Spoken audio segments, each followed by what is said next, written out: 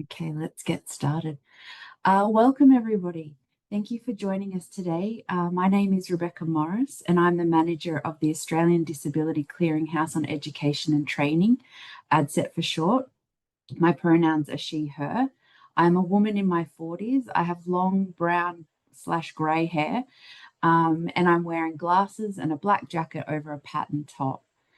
This webinar is being live captioned. So to activate the captions, click the CC button in the toolbar. It'll either be located at the top or the bottom of your screen. We also have captions available via the browser, which will now be added to the chat box. ADCET is hosted on Lutruwita, which is Tasmania Aboriginal land, and in the spirit of reconciliation, ADCET respectfully acknowledges the Lutruwita nations and recognises the Aboriginal history and culture of the land. And I pay my respects to elders past and present and to the many Aboriginal people that did not make elder status. I also acknowledge all other countries and lands from participants in this meeting and acknowledge their elders and ancestors and the legacy to us and any Aboriginal and Torres Strait Islander people joining this webinar today. Today's webinar, held in conjunction with OZeWAI, is Myth-Busting Accessibility in Australian Tertiary Education. This session brings together a panel of staff from across the education sector to challenge common myths and misconceptions around accessibility and supporting students with disability. The panel will explore barriers, debunk persistent myths, and highlight strategies for creating more inclusive learning environments. Before we begin, a few more housekeeping details. So this webinar, as I mentioned, is being live captioned by Sharon from Bradley Reporting and will be recorded. The recording will be available on ADCET on the website in coming days. If you have any technical difficulties, please email admin@adcet.edu.au. This presentation will run for about 75 minutes or so.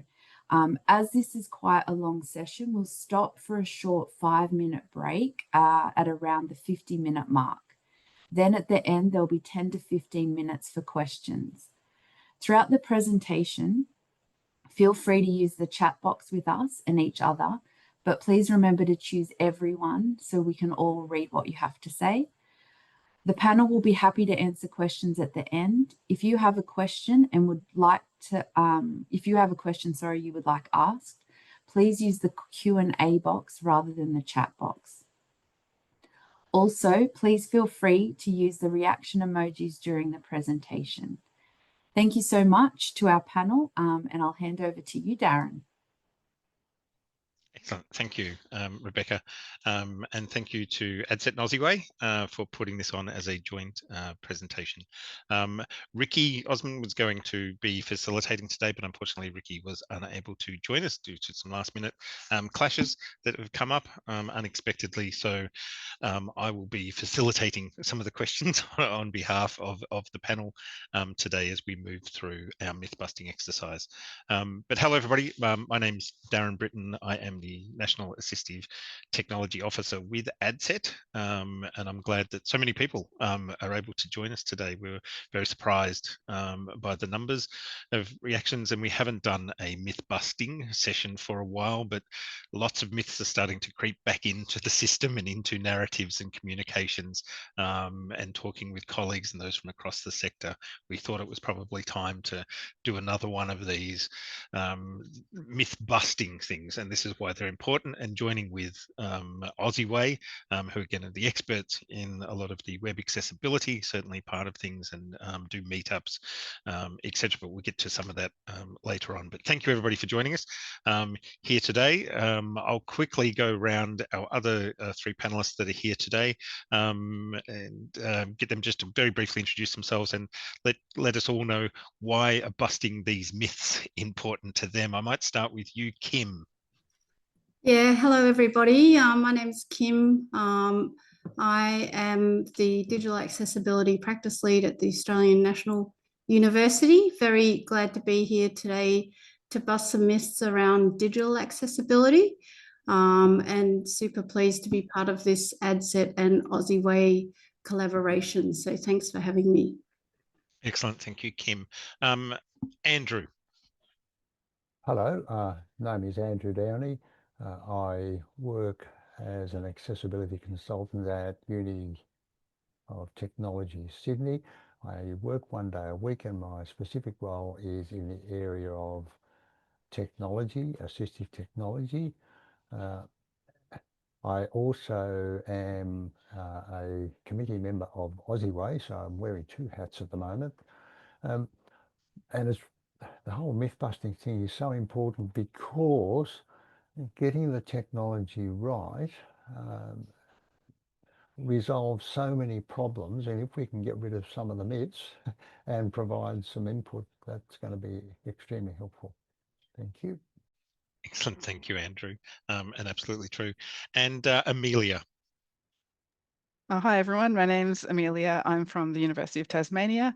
I work in a role called Online Learning Support Officer, and I do a whole range of digital things related to transition, but also related to accessibility as well.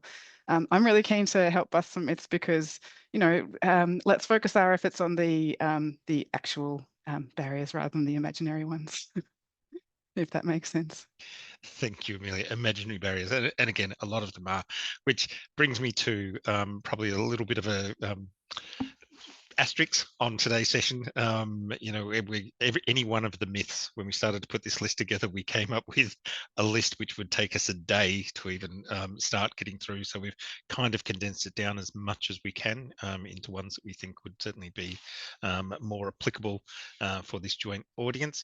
But any one of these we could do easily an hour and a half seminar, webinar on. So we're not going to get too in depth with any one of them, but we just wanted to point out, you know, some of those myths that are going around and a lot of the invisible barriers that come up because of those myths, etc., and reasons not to do things. We want to focus, as Amelia said, on what we can do, what should we be doing at the same time. So I might kick off with one of the first myths, which is still very pervasive even post COVID, and that is that students with disability only make up a small percentage of our students at our institution. I hear this from across the sector, and I don't know whether that's we haven't done a good job of informing staff, and I hear that often in conjunction with the every student has a learning access plan or an access plan. Like we can't have both, you know, in a way. But look, the reality is there's anywhere, depending on the institution, there's anywhere from high 8-9%, anywhere up to 18-19% of students that register, those that actually go and register with an equity area, and it's the biggest equity group at most of our institutions now, and the numbers have been rising steadily over a few years. So that myth has been well and truly busted for a few years now, and it's certainly worth countering that, and I think it's worth putting that into comms and things that you put out. It's good. I've seen on a few different institutions now where they've put up their stats and information for the year about courses that they've done, number of students enrolled, and they've also put up percentages of students with disability that they're supporting and things like that, and just making commonplace knowledge for everybody, which helps remove some of the barriers for some of the other myths as well, and reasons for some of the other myths that this is a lot of work for one student. It's a lot of work for, no, it's not. At your institution, you may well be dealing with thousands of students that are registered with the disability service, etc. So I just wanted to touch on that one very quickly, which probably leads me into our next myth, and I might throw to Amelia for this one, and that's getting staff to engage with and learn about accessibility is difficult. Thanks, Darren. Well, for this one, I was sort of thinking that it's a little bit yes and no. Like it sometimes can be difficult. I think the vast majority of people out there are like really supportive of the goals of accessibility and inclusion. If you talk to most people, they're not going to say no. I don't think that a whole range of students should be welcome here. And there are lots of people who are really keen to learn about accessibility, but trying to make things happen in practice can be a little bit difficult. So there are some of those barriers there. So I think it's really important to try and understand exactly what those barriers are and also what the enablers are. There'd be different structures and cultures in place in different places. So, you know, maybe it's time pressure that makes people seem like that they're hard to engage with. And so is there a way that you can counter that with like something really tiny, like really small amounts of time, or working out, you know, maybe there's a particular time pressure that in one team, they have to be really accountable about how they spend every single minute of that day. And so is there a way you can work with the manager of that team to value that time? It could be about, you know, people feeling stressed. And so maybe is there a way you can make it feel like a really welcoming, low stakes environment to be learning. So I think unpacking all of those things, you know, if it's really overwhelming, definitely breaking it. I think this whole thing, you need to break it down into the little parts. Yeah. Absolutely. Okay. And I think, thank you, Amelia, you're getting different people to engage in different ways. Not everybody's needs are the same. And it probably goes back to that adage you might hear a few times during the webinar today, and that is, you know, accessibility is everybody's business. It's not just on one person. There's multiple people at your institution probably that are there, that are involved with. So, you know, reaching out and working with others can make it seem less difficult, and you don't have to achieve everything all at once. On to our next myth that's here. And hopefully we won't spend an hour and a half on this because there's lots to say on it. And I've got a lot. I'm sure Andrew probably wants to contribute as well, but I'll throw to Kim to start with. And that's the myth that we'll just do the accessibility testing at the end of the project. Yeah, thank you, Darren. And so the context of our work in digital accessibility is really about ensuring that our digital environments at the university are accessible for work and study. And so we're involved a lot, obviously, in IT and technology projects. And one of the myths I've encountered over the last 6 years a lot is that it's cool, just do some accessibility testing at the end, and then that will be all that we need to do, which unfortunately reduces accessibility work to a bit of a ticking a box exercise, and obviously renders accessibility improvement work too late in projects, too hard and out of scope. Ideally, for IT products engaging in digital accessibility, we'd like to have that work done much earlier, well, actually from the beginning, so we can discover accessibility opportunities for these digital products. We can discover how people who work and study with disability can use these products. That would inform the design of solutions, and we can design them accessibly. We can procure more accessible solutions instead of introducing accessibility problems into our work and study digital environments. And we can test accessibility in the right context of work and study. And we can also ensure that accessibility support is embedded with the technology changes. So we think that if we address some of these stages of work, that these activities can offset very costly fixes after the fact, reduce the risk of introducing accessibility problems into our work and study, and deliver more accessible products. So that's kind of the myth busting we do a lot of the time, and it's an ongoing challenge / opportunity. Andrew, Darren, you might have some more to add into that. Oh yes, I could go on for the next half hour, but I'll try not to. I've had people approach me and they say, look, we're going to launch this tomorrow. Can you just have a quick run over it? And I suddenly find this minefield of problems.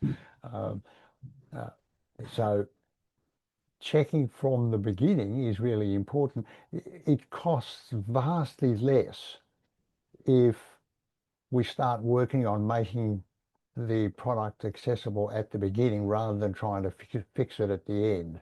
I think it's something like a third of the cost extra. There's also a really important concept, and I'm going to get a bit geeky, but it's called progressive enhancement. So we start off with the basics, make sure that everything's working first, and then start building in some of the nice to haves. And the nice to haves is not making the thing accessible. It should be made properly accessible in the first place, which involves just doing proper structure. And I'll probably say a bit more about structure as we go through, because it's one of my hobby horses. But if we get that right in the first place, we can then start to do embellishments. But if we do it all in the first place, make it look pretty, and then we discover that lots of people can't use it properly for any of a whole lot of reasons. Color contrast, screen readers won't work with it, people can't access parts of it. Then trying to fix that is a very costly process, and that's when people get a bit grumpy and they say, oh, we can't afford to do that. Oh, shut up now. It's a very valid point though, Andrew, that, and we see it often, and it does fit with this myth and this last minute kind of doing accessibility. It's not it's an afterthought, and we'll ask a staff member quickly that we know has a disability, so therefore they represent everybody with a disability, and they can go have a look at this in an hour and tell us everything that's wrong, and that's just wildly inaccurate. It's unfair to the staff member. They're not being paid to be the expert more often than not. They're just, well, we'll just, because you've got a disability, you can comment on this, and they don't speak for every user, and they don't want to either. So the little bit of time that's added at the end costs a lot of money later on. It's better to invest it at the start of the project, build it in, get it with the vendors, get it with the tool, the development, and then everything's so much easier afterwards for all students. Again, it's not just about some students with disability that may be affected by accessibility. Accessibility helps everybody. But yes, it's certainly a topic we can talk at length, and we'll try and move on to the next one here, and we'll try and do this without this being an hour and a half one as well. So Andrew, a common myth that still goes around is perpetuated that PDFs are the best format for putting material online, and try and contain your rage if you can, or your enthusiasm. A bit of both. Back in 2005, I read an article by a Canadian accessibility advocate called Joe Clark. And I actually just reread it again this morning. And if people want the link, I've got it. It was on PDFs, and Joe's significant comment was that most PDFs on the web should be HTML. So that's the starting point. I worked on reviewing some online learning material several years ago, and I made the comment, this is just PDFs joined together with conjunctions. And it was a really, really tedious way to work for anyone, but particularly people with a screen reader, because I had to download the file, open it and close it, and then go to the next one. Really messy stuff. So if it's to be presented online, then HTML is the best format. I'll say a few things about PDFs, and I suspect that by the time I finish, some screen reader users will be sticking pins into wax models of me. PDFs got a really bad name when people started scanning paper documents into the PDF document and distributing them, because what we then had was a document that contained only images of text, and certainly then, and to a large extent now, PDFs done like that are not accessible to screen readers. There are some workarounds, but they're messy, and it's not a good thing to do and shouldn't be done. My comment about PDFs is if they are well structured, that's a big if they are well structured, they are a quite useful resource, particularly for something that you're going to go back to from time to time. So for example, my phone manual, if I want to go to a particular section on that, I can find the section very quickly because of the bookmarks and so forth. Now, for screen reader users in particular, there's a little bit of learning to know how to navigate the PDF, but if you master that, they really are very nice. But it is still the case, I suspect, that the vast majority of PDFs that are created are still not done very well, and some are done really, really badly. And this includes most documents put out by commercial organisations. So if you do it well, they are accessible, but most aren't done well. And so for online material, HTML, if you're going to distribute material that people would take away, then PDF, in my view, is okay, as long as you have structured it correctly, and that's a whole new topic. Thanks, Darren. Yes, as long as you have is a condition on most of these things. If you go and do the groundwork and make something more accessible by default, then the formatting really shouldn't matter, but it certainly gives you those options. As you're saying, an accessible PDF is probably desired over an inaccessible web page in some cases as well. So yeah. Look, but it still persists, the myth that we just have to put things as PDFs, and that means students can't change things, and all of those is long held, and it's still being perpetuated in many circles. So that one has come up quite a lot. Yeah, another one here that certainly, and I might start this one off, and I hear this quite often, and I'm sure there's probably thumbs up in the chat, certainly if you have, or give a reaction, that I need to know the student's disability in order to support them. We hear that quite often. The student does not need to disclose their disability. Part of getting an action plan or a learning access plan, whatever it may be called at your institution, is to say this is what's needed, not for you to understand the student's disability or for you to do something about that. That's there. So I need to understand what you need, not your disability. Paraphrasing from a student very quickly, I know a student that then, or two quick quotes I've got here. A student that spoke back to an academic that asked the academic, when they kept getting asked around, I need to understand your disability, and they just kept poking about it. The student said, well, I need to see your qualifications and your educational history in order to work out how I can best learn from you. So I need to know how you teach badly so I can work around you. And they said, well, I just teach. And so it started a whole different conversation. And they said, well, that's what you're asking me. You need to break me down to work out. I just need you to teach well, and then I will learn from that. Yeah, and then from another student, again, one of the replies with that was, my disability is not the reason I struggle with your subject. It's the content that's not available to me. Yeah, my disability isn't the issue here. It's the inaccessibility of the content. And look, I don't know, this myth seemed to go away, this idea of I need to know the student's disability in order to support them, but it's certainly come back post-COVID.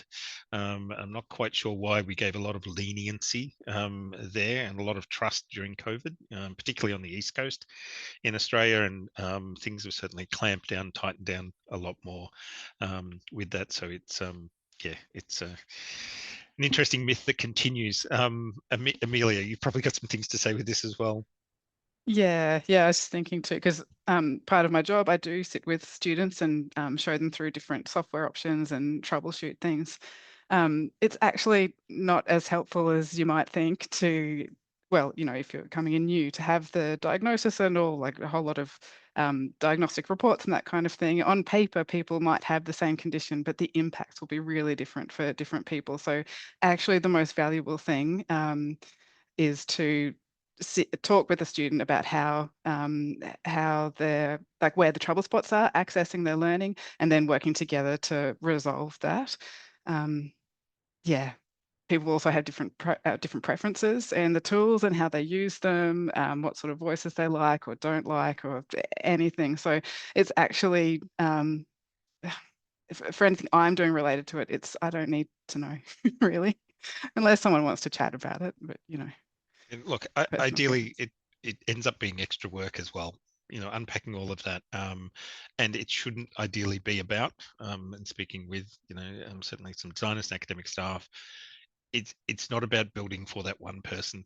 ideally, while they might have that need, you should be looking through that lens of how can I build or modify this that would then be useful to all students post this, so that I don't have to do this again. So taking a little bit of a universal design lens with that.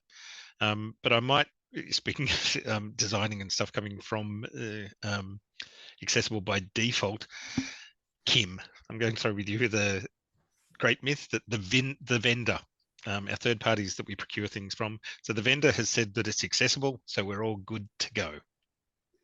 Yeah, and this ties into the last myth as well, because it's really important for digital accessibility really just to know what the barrier is, not why the barrier is there. Because we want to, that's what we're most interested in, is removing those barriers that people have to the digital environment. We know that in universities and across the sector, there's a huge emphasis on buying off the shelf or buying software, third-party software from outside the universities, for example. And there's a bit of a myth amongst IT and digital products and procurement teams that if the vendor says it's accessible, then that's that tick box dealt with.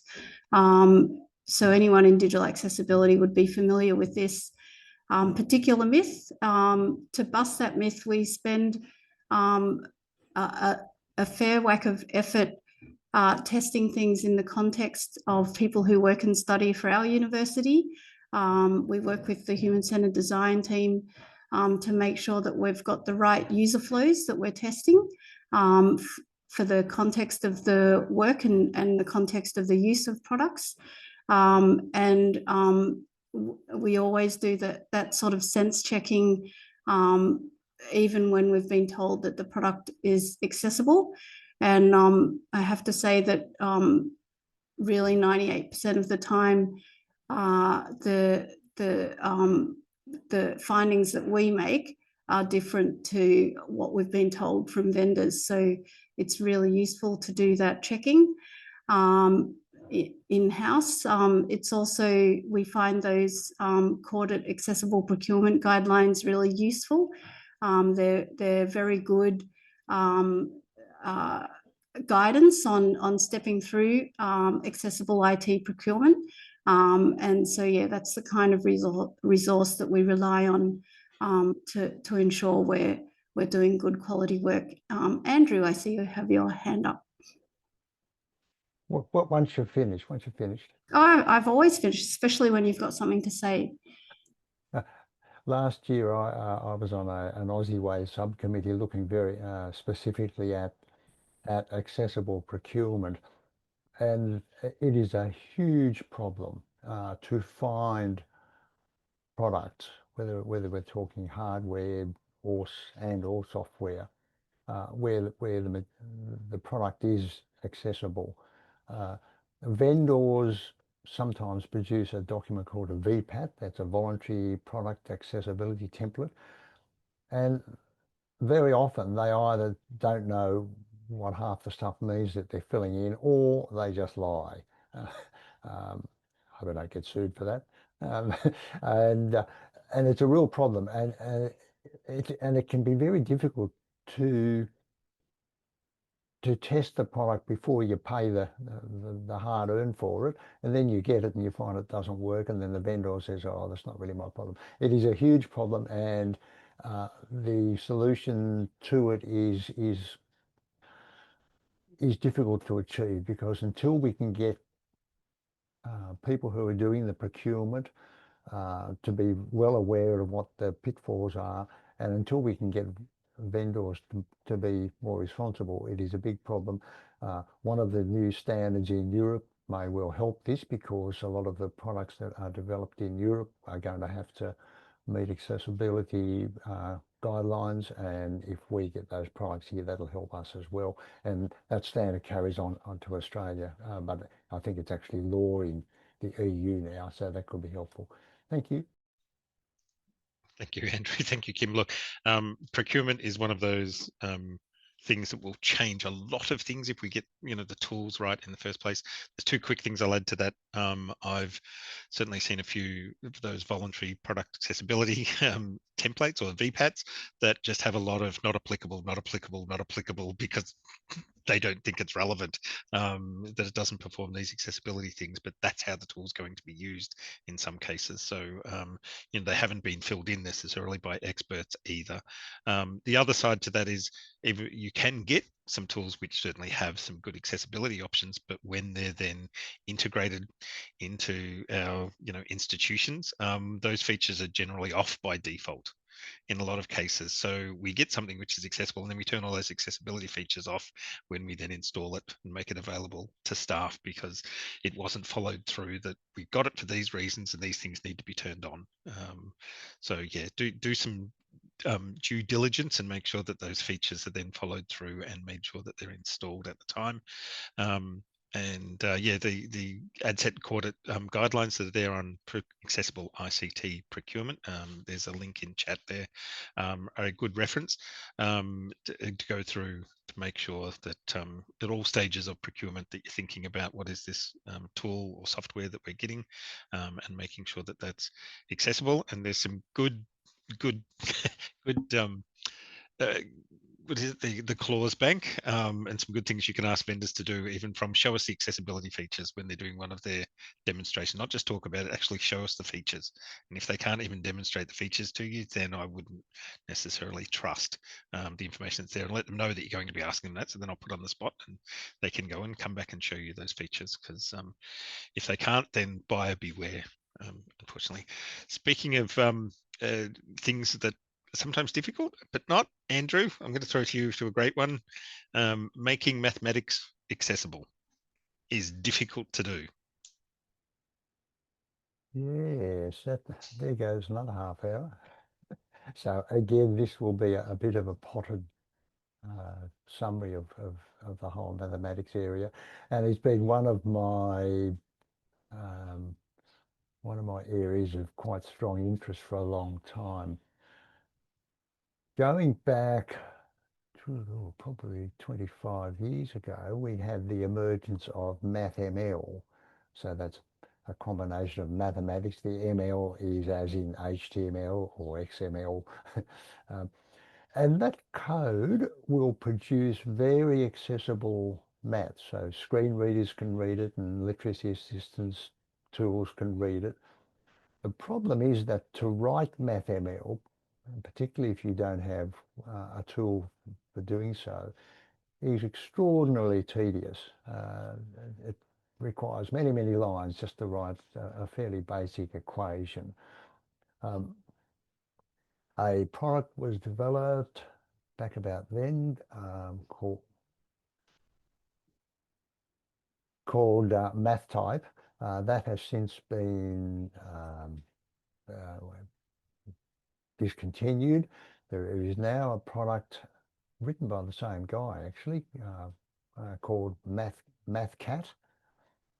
That's available certainly for JAWS and NVDA. I'm not sure about VoiceOver on the Mac yet. So that's presenting the MathML very nicely. As I mentioned, though, writing the MathML is a problem. However, some of the recent developments have involved Microsoft Word, for one. So putting an equation into the Word equation editor is now fully accessible to screen readers. So that's a really good thing in itself. Using MathCat, and there's another product, a free add-on I have called Access 8 Math, I think it's called. They can copy that equation out and save it either as MathML or as LaTeX or as ASCII Math. And I'll say a little bit about LaTeX and hope you all don't go to sleep. It's pronounced LaTeX. I think it's LATEX, but it's capital L, small a, capital T-E, capital X. And there's some learning involved to write it. to write maths using LaTeX, but it now enables a screen reader user, among other people, to write and read math content completely independently. And it's really, really a huge step forward. Some learning involved, true, but we now have the facility for producing mathematical material that can be fully accessible, and a blind student who used not to be able to write in maths in such a formal manner can now do so, and send that off to well, whether it's for their exam or whether it's for professional work or whatever. So yeah, progress has been made, but again, I won't prolong the discussion, or Darren will cut me off. Thanks, Darren. Thank you, Andrew. Look, and just history will tell you, just be very careful if you're speaking to some academics that, as Andrew said, it's pronounced LaTeX, that you don't speak with a colleague or an academic and say we need to talk about latex. You can sometimes get some very interesting looks or refusals to even meet. So LaTeX is how it is pronounced. As you said, capital A, capital L, small a, capital T, lowercase ex, LaTeX. Moving on from that one before I go down a rabbit hole, another myth: making learning resources accessible takes more time and effort than not doing it. So Amelia. Yes, so it takes less time and effort than going back and retrospectively redoing everything. So learning how to make your resources accessible from the start should save you time and effort rather than take you extra time and effort. Yeah, so for example, Andrew was talking about PDFs that have proper structure in. If you set your Word document up with the proper heading structure, and then you're going to turn it into a PDF, you've already got a head start in having that structure there. Or even, then you've just got a lovely a Word document that's really nice to use and find things and is accessible. So it actually sets you up. It's just a really good habit to be in, actually, even if you're not planning on doing anything else with that, for example, Word document, to set it up well to begin with just means that, well, you can save time in a whole lot of ways, and you've got more options as well then. Yeah, and I suppose taking that sort of thinking for everything else, whether you're creating online material, just thinking of the different options that you might need to have in there, or even I think say that thinking coming back to the Word document, because I mean that's where I spend a lot of my work life in Word documents, and structuring those. If you've got that habit there, that's a habit you can take over into the learning management system that you might be using, and so just having that habit of always checking for heading structure and that type of thing. Yeah. What would anyone else add to that? I wonder. I touched on it earlier, but this is really one of my hobby horses. If you get the structure right, then as you mentioned, you just save yourself a huge amount of time afterwards. Not only that, you save if you know how to structure a document correctly and use styles for the different appearances that you want, you save yourself a huge amount of time when you're creating documents. So it's not just a matter of making the thing accessible, it's just saving you a whole lot of time. I'm a huge fan of templates if you're going to be producing the same sort of document over and over again. That saves a lot of time as well. And it just means that it's going to come out right. It's a bit like when you go to cook a cake. If you follow the recipe, it's mostly going to work. If you start experimenting, it might go wrong.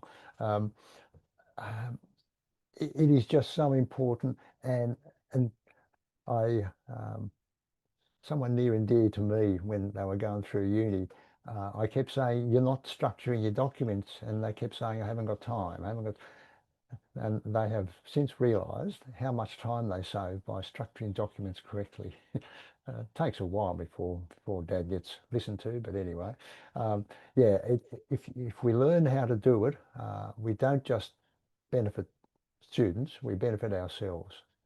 Thank you. Absolutely. Look, and the good thing about structuring things and building them to standards also means that your resources are more sustainable as well. And all our universities are under crunch for dollars and value for that we do. So making something that can easily be converted into different formats, put into different systems, moved across different platforms as we do, making them accessible by default, or accessible as you can by default, certainly helps, you know, for sustainability of the curriculum and saving money down the track. And It's worth investing that time. Sorry, Darren. And it's hugely helpful when if you have to modify the document later, or update the document later on. If you've applied that structure in the first place, it is so much easier to revise the document. Absolutely. All right.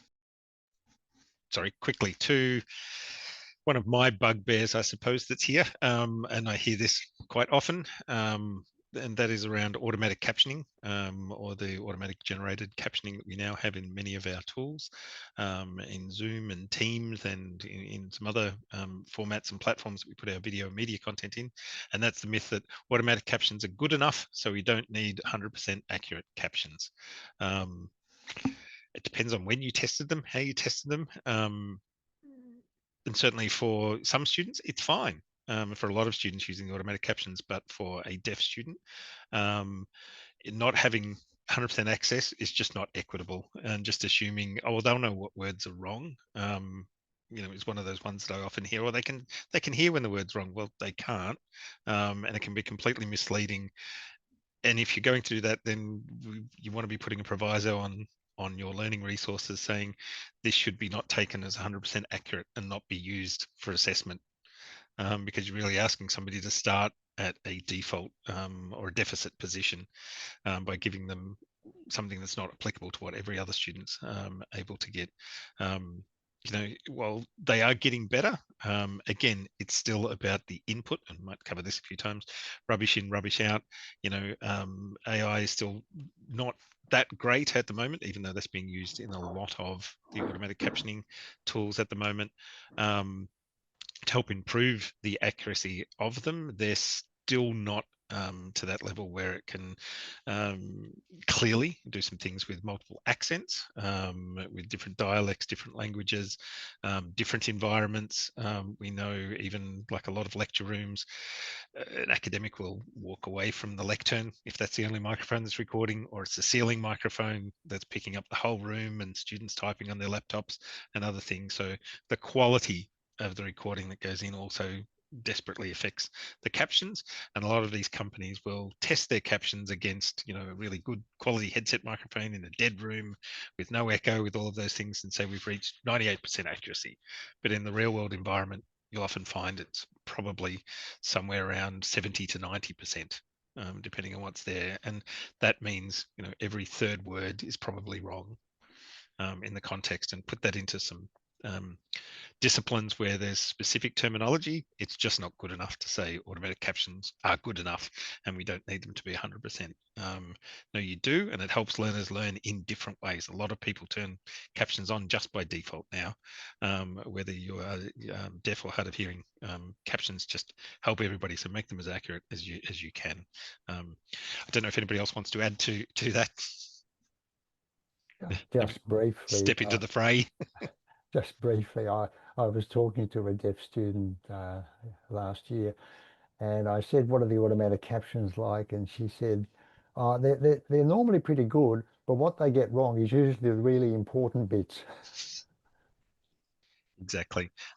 Look, we might just do one more. I'm just looking at the time, and then we might take a quick break, because I know this is probably going to be a few people probably want to talk on this one.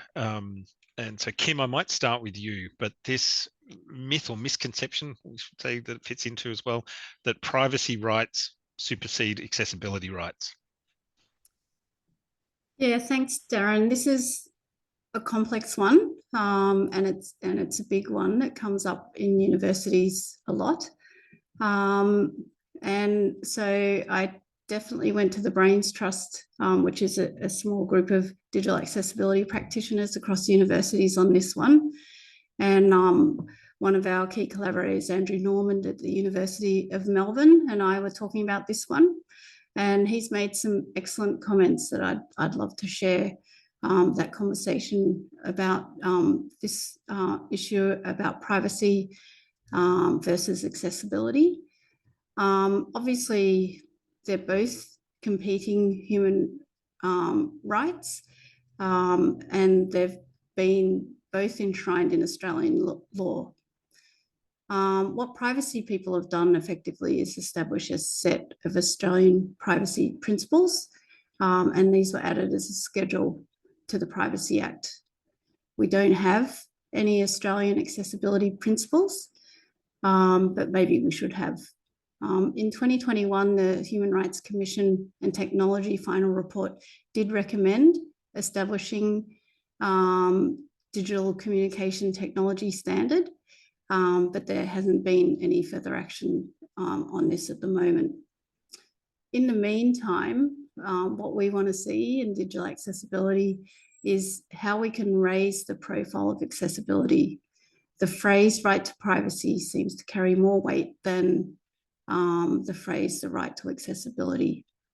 Andrew was chatting to an associate professor in law who is blind about how the associate professor might sell it, and their suggestion was to simply claim that equality trumps privacy.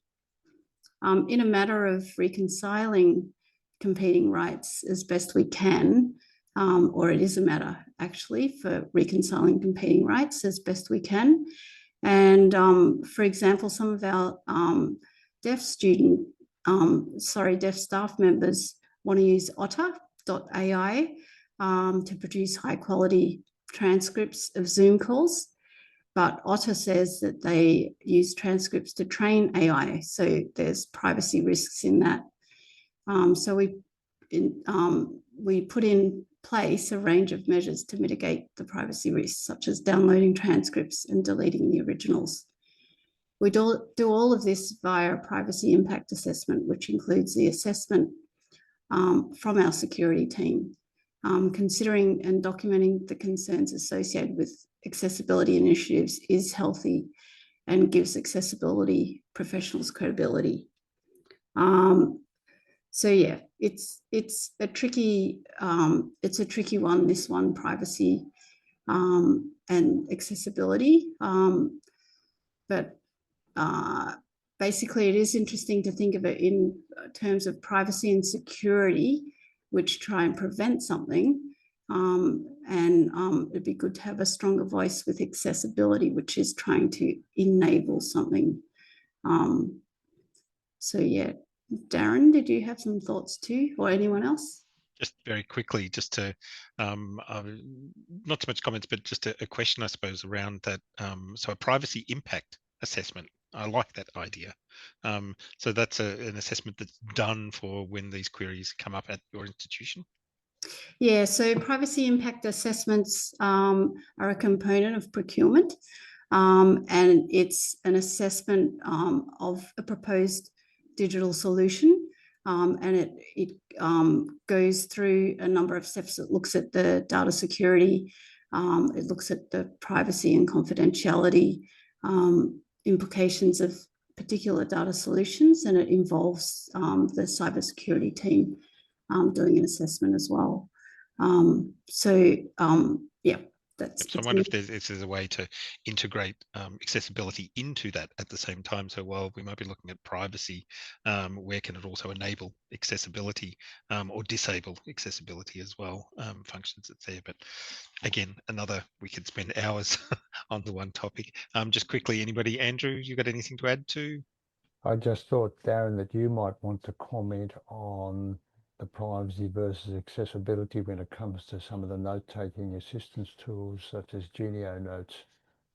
Yeah, look, there's lots of tools that are doing this. There's where things are currently being stored is certainly the biggest one, and there's also with the training of this information. I know a lot of institutions are certainly pushing towards, Copilot because they can lock things around.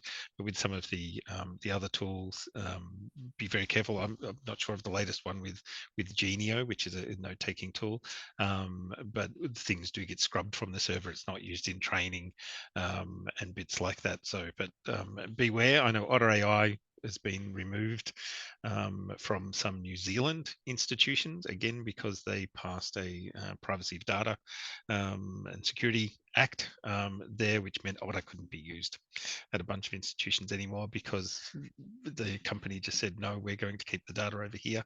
We're not going to set up local servers or anything else. So they lost out on a lot of contracts for that. So I would say watch this space. It's very contended, but one should not, as I think, Kim, you rightly pointed out, trump the other necessarily. They're both equally there, and we need to look at what's equitable again for a particular student where this might be needed. Let's get into our next bit of a myth, misconception myth. And again, a loaded question, but so I'll throw all the loaded ones to Andrew. And that is, compliance with the Web Content Accessibility Guidelines, otherwise known as WCAG, is not a legal requirement. Wrong. Done that. It is in that the Disability Discrimination Act says that all government organisations must comply with WCAG version AA, which is the middle level and the most important one. So let me correct that. Must comply with A and AA. That's a better way of putting it. And I won't bore you with what these guidelines are at the moment, but if you suffer from insomnia, I suggest you go to the web page and start reading through the guidelines, because that'll put you to sleep. No, it's pretty heavy reading, but very important reading, because that says how or what should be done to make a page accessible. And they also have some very useful, what's the word I'm looking for? Suggestions for techniques that can make a page compliant. So getting back to whether it's a legal requirement, so government agencies should comply, and I suspect most don't, but that's another story. When it comes to private organisations, the DDA doesn't cover web content specifically, but if a private organisation produces a web page that a person with a disability can't access because it hasn't been done properly, then they are in breach of the Act anyway, because they have discriminated against the person by not making the service available. So in short, yes, it is a legal requirement that your online material should be accessible. Thank you, Andrew. Yeah, that one keeps popping up for some reason. Show me where it says I have to do this. Show me where legally I have to do this, even though a lot of our institutions, and go to the homepage on most of our websites, we have an accessibility statement that will say we adhere to. And so the university or the institution has said, this is what we do, then we're going to do it as a point of reference. And the other component of that is and I'm going to forget the name exactly, Darren, but you'll help me. The standards, the standards for education for people with disabilities. There's a the disability standards for education. So thank you, Darren. Thank you, Darren. Yes. So that's a useful read for any of you in education, because that helps to quantify exactly what you should be doing. Yep, exactly. You know, you should be providing reasonable adjustments and making things accessible by default as much as you can, which this falls into that category. Amelia. I just wanted to add that, Andrew saying, yeah, it's dense and a lot of information, but there's a really good visual map overview that Intopia have put together that I find really helpful to go and look at, just to, actually, I've got it on my wall because I always need reminders of what actually it means. Is that okay if I put that in the chat and share that with people? Absolutely. If they're interested. Yep. No, we all need a good reminder, and I think having stuff up on screen can certainly help. Look, I'll just very quickly touch on this one, and then I'll throw to Kim possibly. And that's this next myth that digital accessibility can only be done by experts. Yeah, I'll go back to my original statement. I think that accessibility is everybody's job. The same thing, I always counter this argument with this idea that that it's like saying your gardening can only be maintained by somebody who has recognized qualification in formal horticulture. No, that's not the case. We can all do something to help with the garden. We can all help make things better. We may not be qualified to chop down the tree. We may not be qualified to do digging and certain things like that. That's where you can get some experts in and assistance to do that, but it doesn't mean we shouldn't be part of that. Kim, did you have anything to add to this? Oh, just super quickly, Darren, it's a good one because I think it is important that people remember that you can make a big impact in your everyday work. And Amelia brought this up before with accessibility checkers and so forth. All the Microsoft products have accessibility checkers, and we've spent a bit of time going around the university and talking to staff about accessibility checking, and it's a very achievable thing that when you create a document, create a spreadsheet, write an email, do a PowerPoint presentation, you can just check it and remediate it yourself. And it does speak to that, what you said, Darren, that it's everybody's responsibility, and it's actually very achievable to make a big impact for people in your day-to-day work. So definitely making accessibility improvements is something that we can all do together. And from what I find across the university, people want to be part of that solution together. And speaking to people with disabilities and who use screen readers, it just makes such a massive difference to their everyday working when people chip in and just do those extra steps and do accessibility checking, basically. Amelia. Oh, I just wanted to say that I'm very much not an accessibility expert, but I have a lot of fun working in this area and like just chipping away at whatever I'm able to do. And there's so many ways to keep learning. So I just wanted to say self-identified non-expert. Yeah. Absolutely, Andrew. The accessibility checker in the Office products, not only does it sort of pick up mistakes, but it can be quite a useful learning tool. So if it starts showing you that your headings aren't hierarchical, or the table's not right, or the color contrast is poor, then it's quite a useful learning tool. So yeah, we can become more expert by learning as we go. We can pick up skills. Absolutely. Look, and Bree's just posted into chat there as well a link for getting started with accessibility, an OZeWAI resource, which is great. Yeah, where do I start is often the other question that kind of fits with that, and probably ties in a little bit with the next question I've got. I might again throw to you, Kim, and that's that this myth that accessibility risks can be mitigated by hiring specialists. Unicorns, actual specialists, is the only way to mitigate these risks.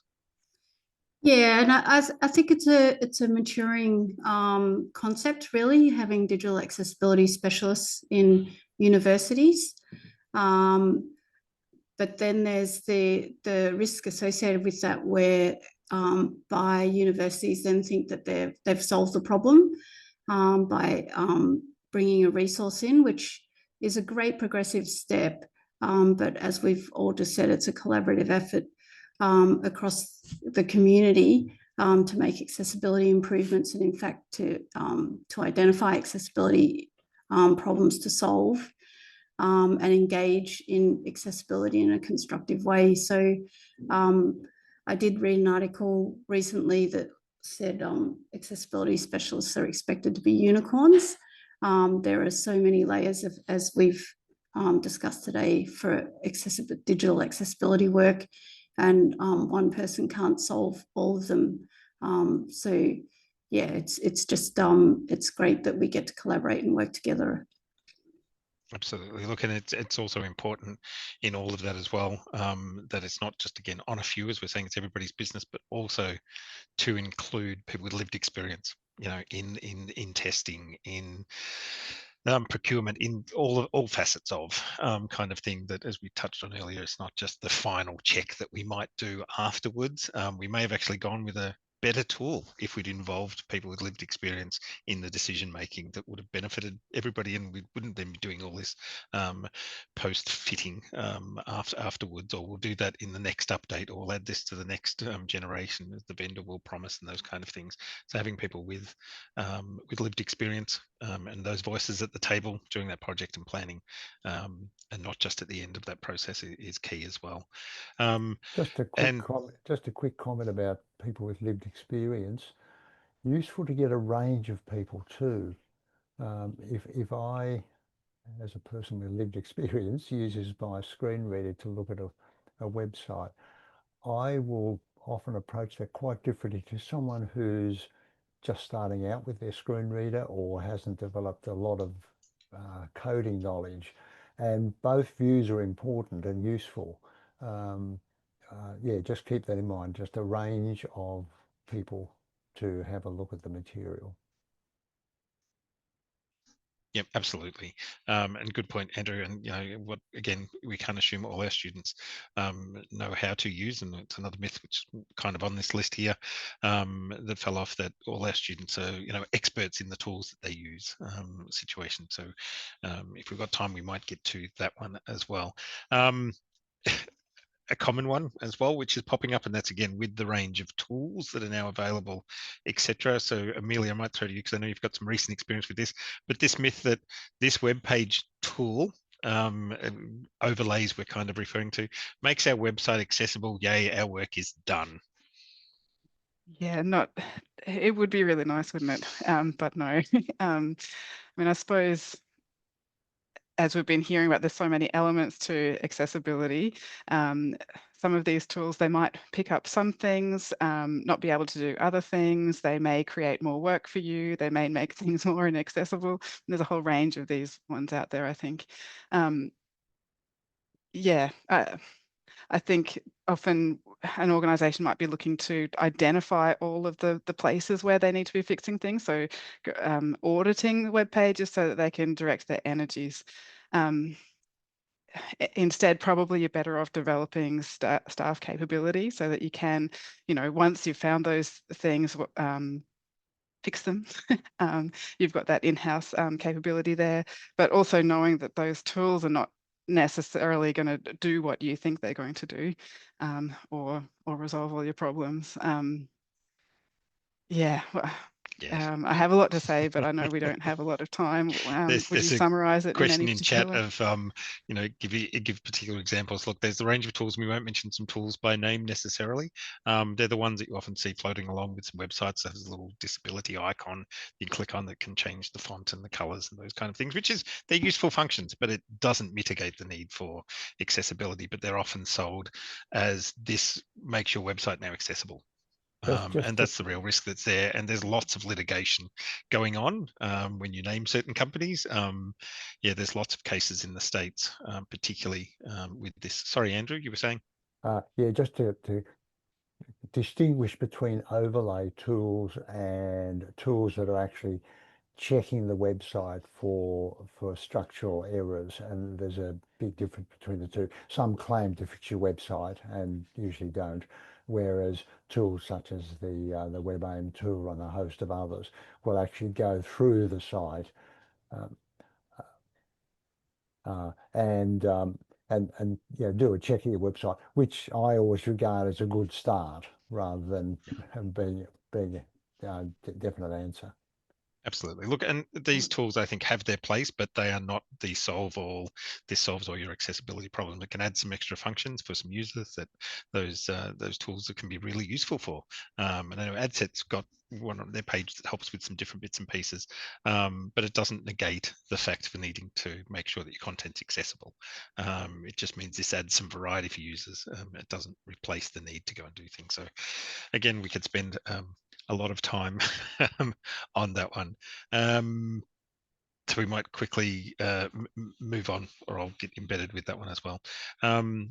Andrew, I suppose a more recent misconception we're talking about AI and generative AI, more specifically coming out that I've heard this several times this year now. So I'll get your take on this. We don't need to do image descriptions because AI can do that for us now. Yes. I'll start off by saying the developments are extraordinarily exciting. I was going over the Sydney Harbour Bridge in the train and took a shot out the window and got a description of what was on the harbour and the building. It was just wonderful stuff. So there's some huge potential for getting descriptions of a scene or of images and such. But what I don't want to have to do is to run my tool every time an image appears on a website to find out what the image is about, because most of them probably won't be of interest to me because they'll be decorative. If the image contains useful alt text, I may then decide that I'll go and get a longer description of that particular image, but most of the time not. So alt text remains really important. One thing also that the robot can't do is to understand the context in which that image is being used. So if there's a picture of a tree, was the tree put there because someone's going to show me how to prune the tree, or because it was just a nice tree to have a look at? We need to know the context. If it's a diagram, then the expert in that diagram needs to provide a useful description of it. Now, what the AI tools can do for authors, though, is sometimes to give you a very good starting point. If you're trying to rack your brain and say, how am I going to describe this image? The AI tool can give you a nice way to start. Oh yeah, I'll do that, and you'll chop stuff out, and you might add stuff because you know what you want to say about the image. So that's really helpful. But yeah, the image should still contain alt text. I've written an article which is on the OZeWAI website recently about ways of providing longer description of images too, because that's the other issue. If I get an AI generated description of an image, it's going to take quite a bit of half a minute or more to read through that description, some of which will be relevant, some of which won't. But if you're writing, particularly in an educational setting, description of the image, or more appropriately, conveying the same information that the image is conveying, that's important. You might limit your alt text to, I think most people say, up to 140 characters or something, but you may need much more description than that. And there are some really nice tools, HTML tools now, for providing that longer description without cluttering up the page, and people can open that quickly and look at it and go back. Yeah, so yes, it is a myth that AI tools will replace alt text. It's a great resource, but alt text is still required. Look, and I think it comes down to AI, generative AI, in a lot of these spheres, even format shifting and doing some of those things, or doing summaries, etc. AI is not very good at understanding context. Why have I put this here as the academic? Why is this resource here? What do I expect you to do with this? What's this image for? It doesn't know that. It doesn't know the history behind why it's been added into that page, etc. So you could get a description that's completely off task with it. But yeah, we won't hone in on that one. We've almost reaching finish time, so I'm just quickly going to go through. Just very quickly before you do that, there's a comment in the chat about diagrams. There is some material that still cannot be presented to screen readers really effectively in an online environment. I mean, there's some progress being made, but very often it will require a raised line diagram, a physical raised line diagram, or something like that. Yeah, thanks. To understand exactly. Kim, I might throw it to you for this one again. This myth that implementing a WCAG AA criteria or criterion is harder than doing a level A or a AAA level, which are the hardest of all to implement, which is the ratings or the levels of accessibility for websites. Yeah, just super quick, Darren, thank you. This we hear a lot, that those levels are harder because there's more to do. Again, with the Brains Trust, Glenn Byram, who's been quite active in the chat here today, digital accessibility specialist at UTS, just reminded us that the AAA, AAA distinction is entirely based on the number of people affected. So colour deficiency, which affects about 5% of people with one X chromosome, such as males. So colour contrast is a level A criterion. Similarly, with the age being the biggest cause of disability, partial vision and hearing loss are very common. So relevant solutions are level A. At the other end, deaf blindness, for example, is not as common. So provision of transcripts, which can be converted to Braille, falls into AAA. So it's just really that myth busting around what those levels determinations A, AA and AAA are all about. And in digital accessibility, we're often confronted with, but isn't that a lot harder because it's AAA, or isn't that a lot harder because it's AA? So that's just that debunking of that myth there. Yeah, absolutely. Look at that. The AA's that middle ground, and it's pretty much, I think, where most institutions have set their standard at, to say AA, because it's the medium between those, and AA also picks up everything in A in order to be AA. Something else to be. Another whole webinar on it as well as another point, or OZeWAI covers this in some of their content really well. So, keep an eye out with them. I might ask one last question, then we'll go to the Q&A from people here.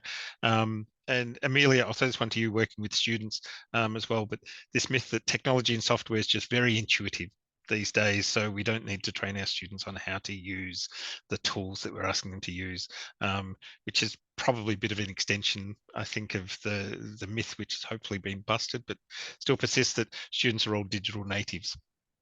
Yeah, so it's really important that there's training and help for using this software is available.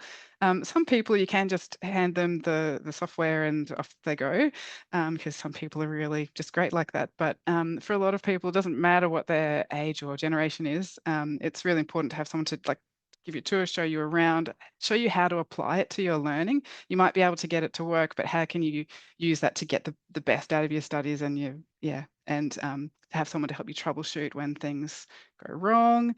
So the training, yes, important still.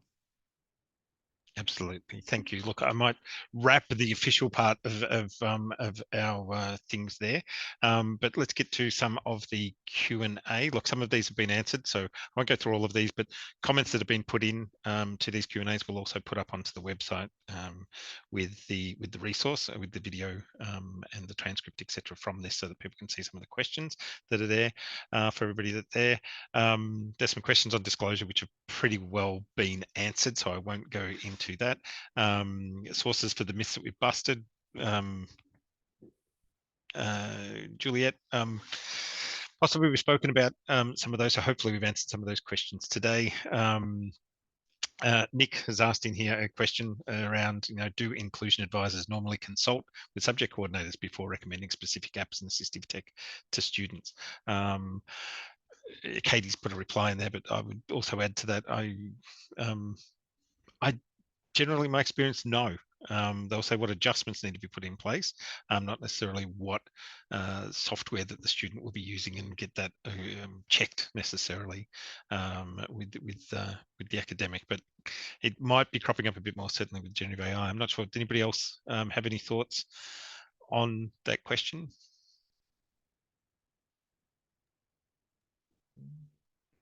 No, Andrew, yes. Sometimes it might be useful. So if a student is recording the lecture, for example, it might be, well, I think it would be courteous to let the lecturer know the reason for that, so that they, don't get their nose out of joint, or even if they do, then too bad. Or if the student is using a device for feeding into their hearing aid, for example, they need to be near the microphone, etc. There may be circumstances where it's useful for the lecturer to know what's going on, but by and large not, I suspect. But as a rule of thumb, I don't think it's Yeah. it's part of. Look, I know, working with some students, that working with the unit chairs, particularly if the student will be using some programs that have some generative AI, or they're using some generative AI to assist them with their studies in ways, and by showing the academics and going through how it's being used, and the student documenting that, can certainly be really useful for getting engagement as well, and going, oh, that's fine, that's what it's being used for. It's not being used for AI versus the other AI, academic integrity. But again, another whole webinar that we could spend on that, so we won't get into that one. Natasha was asking about, is there an accessible product accreditation program like Energy Star ratings for appliances, or halal certification for food? And Bree's put in a link there to standardari.org, which is OZeWAI is a partner of that. So please go check that one out. Here's a great question from Jason. How can the new disability funding arrangements facilitate participations between ADCET and universities to explore student voices and strengthen support for students with disability, specifically around procurement and deliverable of suitable advanced technologies? Again, great question, Jason. I think everyone's trying to find where this funding can be used, so we won't focus too heavily on it here today. But I would say watch this space. There's a lot happening in the space. There's lots of things going on at different institutions around how that funding can best be used.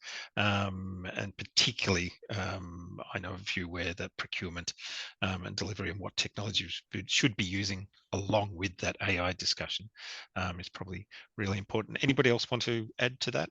Just to say that it's very exciting. Yep. Very exciting space to be in, I think. Juliet has then asked, which transcription AI software do you recommend? Thank you, Matt. And Matt put several answers in there, which is great, and we'll make sure they're posted up there. Look, it's fit for purpose, I suppose, when the student needs it, how they need it, when they're going to be learning, where they're going to be learning, remote sessions versus in class, in person, on your phone, different devices. Yeah, in terms of accuracy, again, it will come down to the input as well as the tool. Even most dictation software, a lot of students and a lot of universities have certainly gone just using Microsoft dictation for text to speech.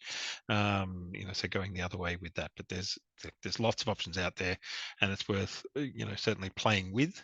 As I said earlier, not using the scenario it's been tested in the best possible conditions. How does it actually work in the lecture room? How does it actually work in tutorials? How does it work in a windy environment, or wherever that student might be, is probably worth there. So just quickly, because we've got a lot of other questions here. Is there a good guide on writing image descriptions? Yes, there's several of those out there, particularly for online interactive e-learning, possibly not for some of the interactive ones, but there's the Diagram Center, there's the Poet tool, and we'll put links to these up. I haven't got them off the top of my head. They recommend it can step you through how to write image descriptions as well, what you should include, what not to include. But AI can certainly support that, as Andrew was saying before, with AI generating image descriptions, they can be a good starting point and then work out, okay, well, it doesn't need this and it doesn't need this, or it's saying the wrong things. So they can be great. I might just, given the time, I might just call that to an end. Any of the other questions, we'll try and get up onto the web page and do that. But I might very, very quickly just get everybody to quickly thank our panel for joining us today. But I'll just quickly go around and ask very quickly, and I might start with you, Kim, and I'll ask you the same thing. What are two things you think that you'd like people to leave with that we can all do to improve accessibility in our tertiary environments? I think let's advocate together to have lived experience participating in governance and at every stage of the work that impacts them.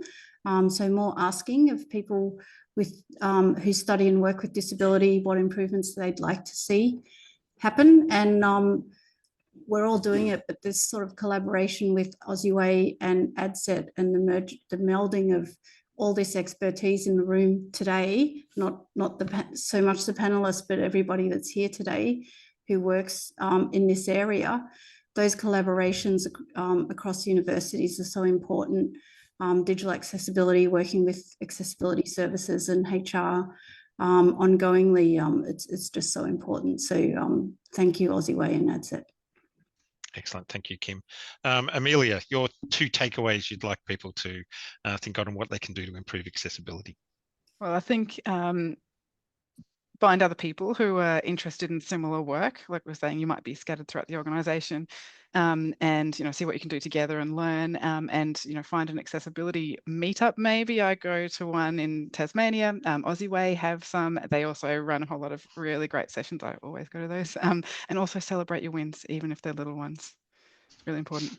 Really, really important. I love that one. Celebrate your wins. You should do that all the time. A lot of people working, in the darkness, so to speak, and doing this out of their goodwill quite often. So, celebrating those wins is great. Andrew, a couple of quick takeaways from you. I would like everyone to make an effort to structure their documents using formal styles. It's much easier than it seems. And the second one is to apply UDL, Universal Design for Learning principles in what you do. Absolutely. Look, and my two takeaways would be, to sum up kind of today, and that's be part of the solution, not part of the problem. It's easy just to say, not my job. Find out what you can do to assist with that. And one big thing you can certainly do, particularly if you're, as we focused on some students today, don't assume any of this stuff. Asking the students fine for that. It's also okay to ask the disability liaison officer or ask the person that put together the learning access plan. We're not assuming anybody has all the knowledge in this space, and it would be impossible to do so. So please ask the question, go speak with somebody, have that conversation. As we're saying, find some like-minded people as well. But I'll throw back to you, Rebecca. Thank you, everybody. Sorry, I was too busy reacting. Wow, what a fantastic session. Sorry, Rebecca again here from ADCET. Thank you so much, Darren, Andrew, Amelia and Kim. And thank you also to our captioner, Sharon.